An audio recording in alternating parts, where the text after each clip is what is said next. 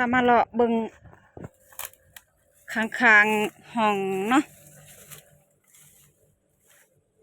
ข้างห้องบอนทำงานโอ้ยอันนี้ต้นมักพริกค่ะบ่เป็นหมากเนาะพี่น้องมันอยู่โฮมต้นมักพริกแต่บ่เป็นหมากมันอยู่โฮมก็เลยมันบ่เป็นออกดอกอยู่แต่ว่ามันบ่จับเนาะพี่น้องอุ้ยเลยอันนี้บอนเลี้ยงไก่บอนเก่าเฮาเนาะพี่น้องเลี้ยงกับบ่เหลือจักว่าอีหยังกินตายมื้อละ2ละ3ก็เลยเศร้าเลี้ยงบ่เลี้ยงซ้ำพี่น้องเลยงูบ่บุหรืออีหยังกินมันหกเนาะก็เลยบ่ฮู้ก็ไปสาเหตุเลยว่าอีหยังกินตาย2ตัวมื้อน่ะก็เลยตกใจเลยอย่าเลี้ยงซะนี่เด้ต้นพริกออกมากออกอันนั้นแหละเด้นี่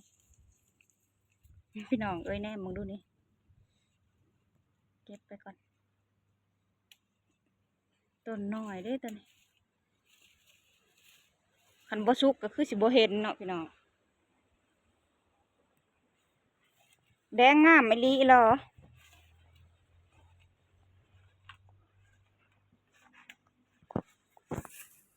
มีเวลาจะสิไปตัดกล้วยเครือน่ะกะแก่แล้วเนาะพี่น้องพูดเห็นบ่พอมันอันนี้ต้องตัดไว้มันจังสุกค่าเครือสุกค่าต้นบ่แสบมาเฮ็ดข้าวต้มมัดเนาะประมาณนี้เด้อจ้าข้างๆ